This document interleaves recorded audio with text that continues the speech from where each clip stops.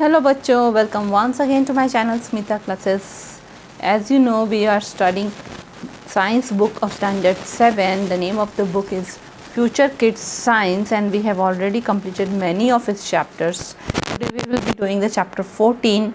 Name is Winds, Storm and Cyclones. Winds, Storms and Cyclones. Okay, we will read this chapter. First we will start reading the chapter, then I will explain it to you. Okay. Air is all around us and is essential for breathing and survival of all living beings. Air is a mixture of gases and some suspended particles that are present in the atmosphere. Air is invisible, tasteless and odorless. Besides breathing, air is used for many more actions like moving a sailboat, flying a kite, running a windmill, etc. Although being useful in many ways, air can sometimes cause destruction in the form of storms, cyclones, etc. These are called natural disaster or natural calamity. In December 2016, a very severe cyclonic storm named Cyclone Varda hit the Andaman and Nicobar Island and Tamil Nadu, bringing heavy rains and winds up to 155 km per hour. It smashed hundreds and thousands of houses and over 18 lives were lost. Odisha was also hit by a cyclone with a wind speed of 200 km per hour in 1999, making 7 lakhs people homeless. Recently, in April 2019, extremely severe cyclonic storm Fani hit the Indian state of Odisha. It adversely affected coastal areas of Odisha, West Bengal and few districts of Bangladesh as well. It is estimated that over 72 lives were lost in Odisha and 17 in 10 districts of Bangladesh. Air exerts pressure. Air in motion is known as wind. We breathe air even if it does not move and surrounds us as an invisible force acting on us, known as atmospheric pressure or air pressure. It is a pressure created by atmosphere due to the weight of the air contained in it. The air pressure is due to constant collision of fast-moving air particles on the body surface. It acts equally in all directions. Wind has the power to change the weather and seasons which make life possible on the earth and at the same time can sometimes be destructive, causing storms commonly known as cyclones. We experience air pressure in our daily activities also. When we are flying a kite flies in the direction of wind. It is difficult to drive a bicycle or row a boat against the wind but easier in the direction of wind. Air pressure is used when you drink through a straw. When you suck the straw, the air pressure inside it reduces, thus forces the liquid up into your mouth. It is due to the air pressure exerted by moving air that the leaves of tree, flags, banners flutter when the wind is blowing. ठीक है, हमारे चारों तरफ हवा है ना, air हमारे चारों तरफ है और एयर हमारे लिए बहुत ज़रूरी है हमारे जीवित रहने के लिए. जितने भी लिविंग बींग्स हैं सबको सरवाइव करने के लिए, जीवित रहने के लिए एयर एसेंशियल है, एयर ज़रूरी है क्योंकि हम लोग उससे सांस लेते हैं. एयर क्या है? वो बहुत सारे गैसेस का मिक्सचर तो है ही, गैसेस तो बहुत सारे उसमें है ही, साथ ही साथ सस्पेंडेड पार्टिकल्स भी है ना, छोटे छोटे डस्ट के टुकड़े, कोल के टुकड़े, हाँ, और दूसरे भी तरह तरह के केमिकल्स वगैरह एयर में है. सस्पेंडेड पार्टिकल्स मतलब बहुत छोटे छोटे टुकड़े उसमें तैर रहे हैं हवा में, ठीक है, वो एटमॉस्फेयर में प्रेजेंट है. एयर हम लोग को दिखाई नहीं देता इसलिए हम उसे इनविजिबल कहते हैं. एयर को हम लोग टेस्ट नहीं कर सकते, वो टेस्टलेस है. ओडोरलेस भी, कुछ स्मेल भी नहीं है एयर में. हाँ, भले कोई मान लीजिए आपने कुछ दूसरे चीज़ से स्मेल निकल रहा है, मान लो कोई डॉगी मरा हुआ है तो उसका जो बदबू आ रहा है, डिके होते हुए डॉगी का बदबू आ रहा है, वो एयर में फैल जाता है तो वो हम लोग को स्मेल आता है एयर के थ्रू. पर एयर ऐसे खुद का एयर का कोई स्मेल नहीं, इसलिए वो ओडोरलेस है. सांस लेने के अलावा एयर का और क्या यूज़ है? जब कोई सेल बोट, कोई बोट आगे बढ़ता है जिसमें एक लंबा कपड़ा लगा रहता है ना, तो वो एयर के कारण ही वह आगे बढ़ता है, समुद्र में आगे बढ़ता है. पतंग उड़ाने के लिए हवा की ज़रूरत है. विंड मिल आप जानते हैं, विंड मिल चलाने के लिए, है ना, जो विंड मिल गोल गोल घूमता है जिसकी मदद से मोटर रोटेट होता है, तो विंड मिल चलाने के लिए भी एयर का ज़रूरत है. तो एयर बहुत सारे तरीके से यूज़फुल है. एयर कभी कभी डिस्ट्रक्शन भी करता है, एयर कभी कभी तबाही भी मचाता है. किस रूप में? स्टॉर्म में, साइक्लोन या फिर नेचुरल डिज़ास्टर और नेचुरल कैलामिटी. ठीक है, स्टॉर्म आएगा, बहुत बड़ा तूफान आएगा. साइक्लोन आएगा, साइक्लोन को हम लोग क्या कहते हैं? चक्रवात कहते हैं, है ना, हिंदी में चक्रवात कहते हैं. तो बहुत ही स्पीड से हवाएं बहेंगी, जोर की बारिश होंगी, घर वगैरह टूट जाएंगे, वो साइक्लोन है.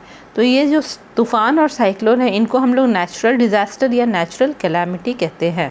इनको हम लोग जो है प्राकृतिक तबाही कहेंगे, नेचुरल डिज़ास्टर या नेचुरल कैलामिटी, मतलब कि प्राकृतिक विपदा कहेंगे।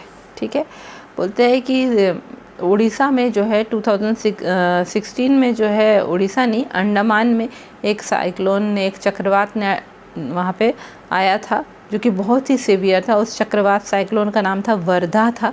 वह अंडमान निकोबार आइलैंड में आया, साथ ही साथ तमिलनाडु के पास भी वह आया, जिसके कारण बहुत तेज़ बारिश हो रही थी और हवाएं कितनी तेज़ बह रही थी, 155 किलोमीटर पर आवर, 1 घंटे में हवाएं 155 किलोमीटर तक कवर कर ले रही थी। तो उससे बहुत सारे घर वगैरह टूट गए और 18 जिंदगियाँ ख़त्म हो गई। इस तरह उड़ीसा में 1999 में एक साइक्लोन आया, ठीक है, जो कि जिसकी हवा की स्पीड थी 200 किलोमीटर पर आवर। उसमें बहुत लोग मारे गए, 7 लाख लोग मारे गए। मारे क्या गए, उनके होमलेस हो गए, उनके पास घर नहीं था। उसी तरह 2019 में फिर और एक साइक्लोन आया उड़ीसा में, जिसका नाम क्या था, साइक्लोनिक स्टॉर्म फैनी था। फैनी उसको नाम दिया गया। तो वो भी इंडियन स्टेट ऑफ उड़ीसा में आके टकराया और उसके कारण जो है उड़ीसा का जितना भी कोस्टल एरिया था, समुद्र के साइड का एरिया था, वो सब इफेक्ट हुआ। वेस्ट बंगाल का एरियाज़ इफेक्ट हुआ, बांग्लादेश का भी कुछ कुछ एरियाज़ इफेक्ट हुआ।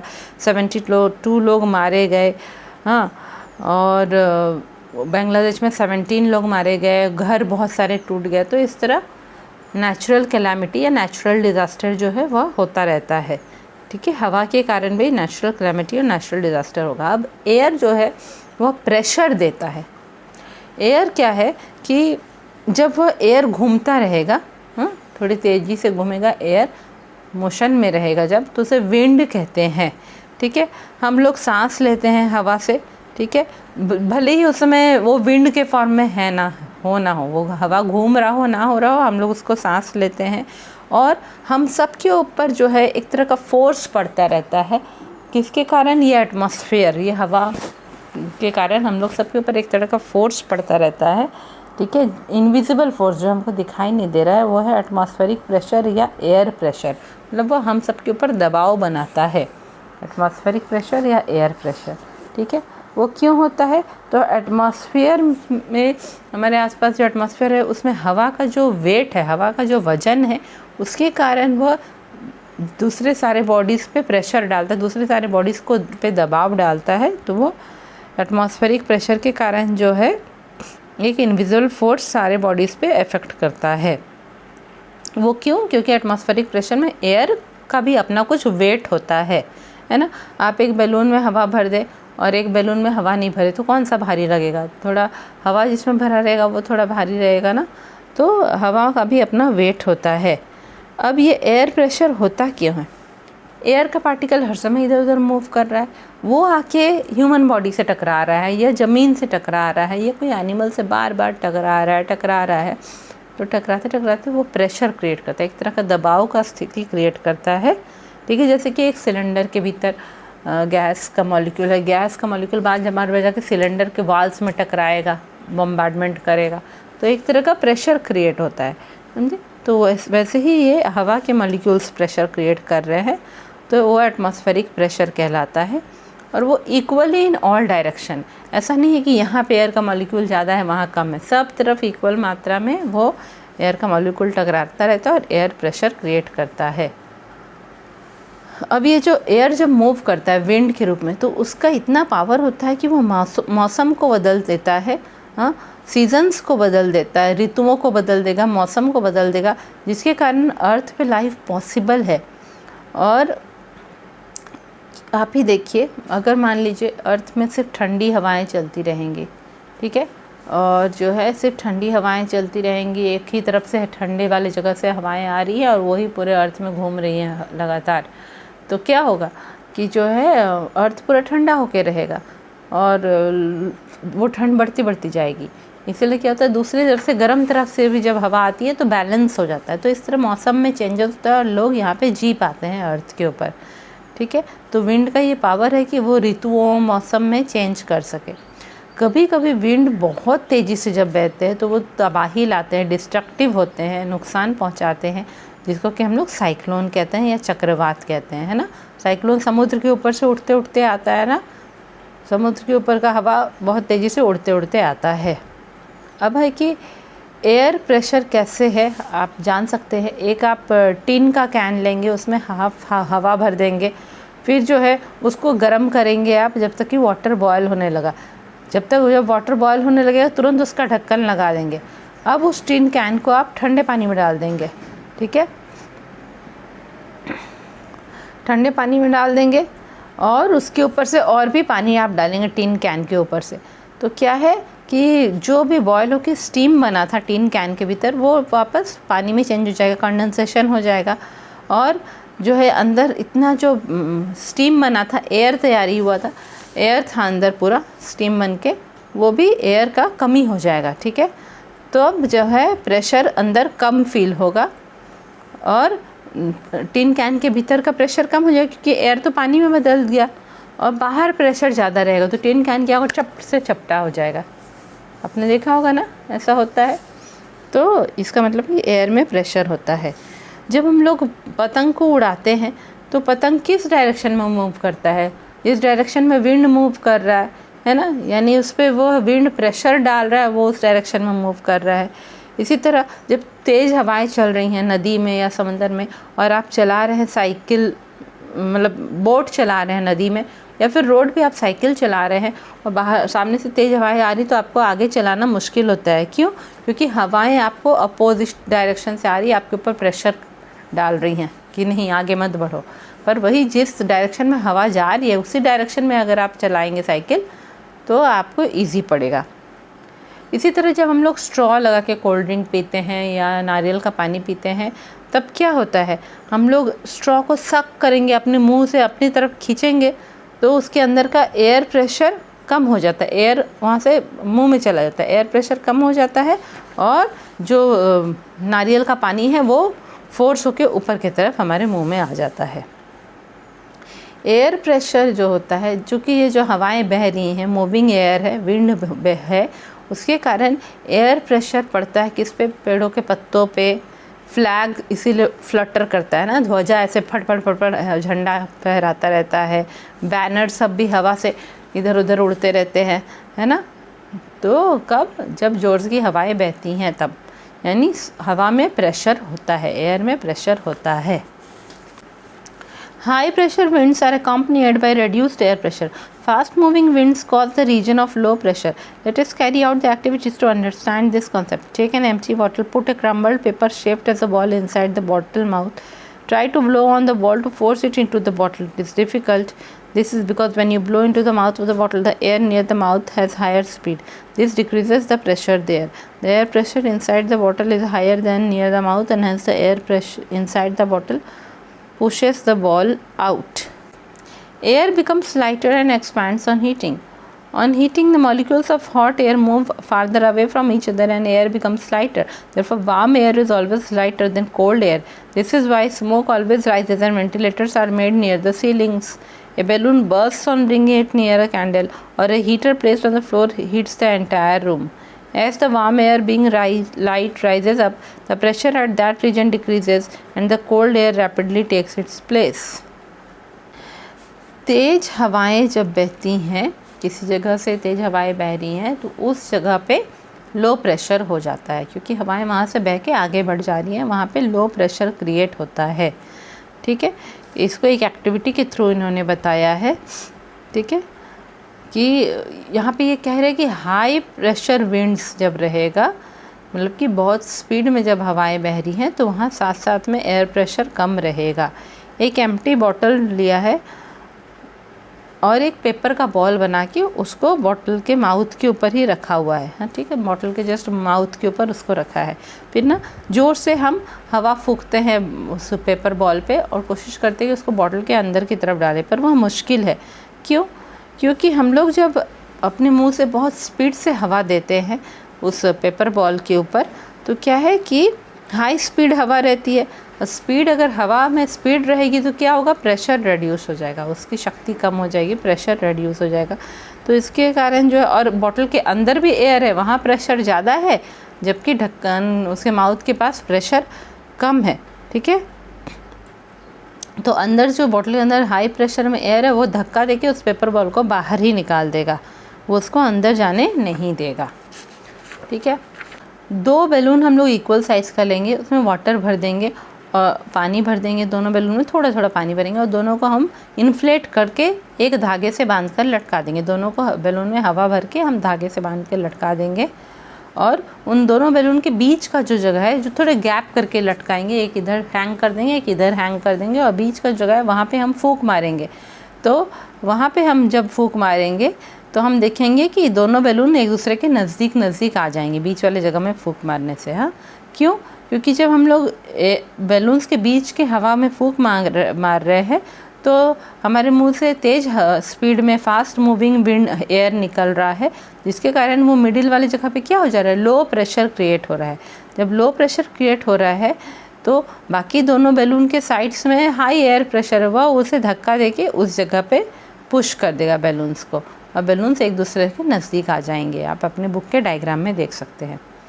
अब एयर को जब हम लोग हीट करते हैं तो वो लाइट हो जाता है, हल्का हो जाता है और एक्सपैंड करता है, ऊपर की ओर उठने लगता है। ये हम लोग हर समय जानते हैं ना कि एयर एक्सपैंड्स ऑन हीटिंग।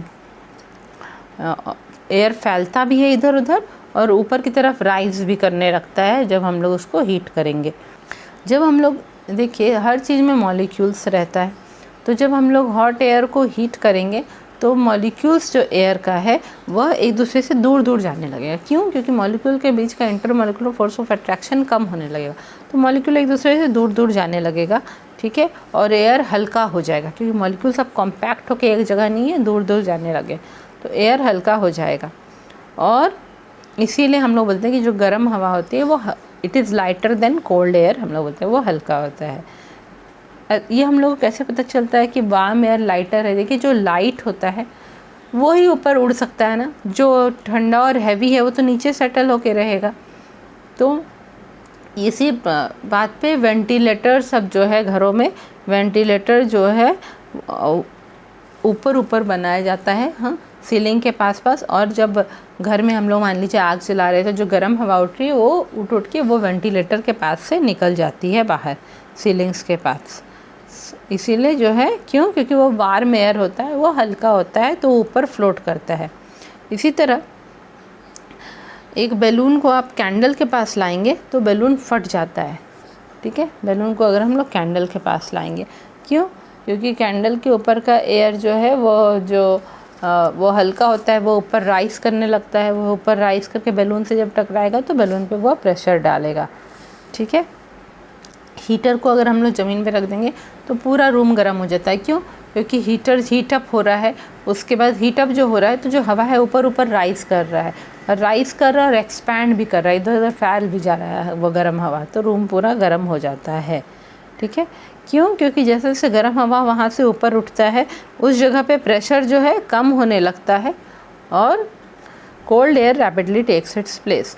हम लोगों ने हीटर ज़मीन में रखा है और वहाँ पे हीटर हमने ऑन किया हुआ है, तो क्या होता है कि हीटर के आसपास की जो हवा है वो गर्म हो जाती है और वो ऊपर राइज करके रूम में इधर उधर फैलने लगती है, और जहाँ तक ठंडी हवा थी वो तेज़ी से हीटर के पास आ जाती है फिर से गर्म होने के लिए।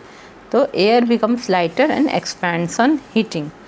ठीक है, इसका एक एक्टिविटी बताया है उन लोगों ने कि 2 पेपर बैग लेंगे सेम साइज़ को और उनको जो है एक लकड़ी का स्टिक लेके उससे उनको उल्टा लटका देंगे दोनों पेपर बैग को।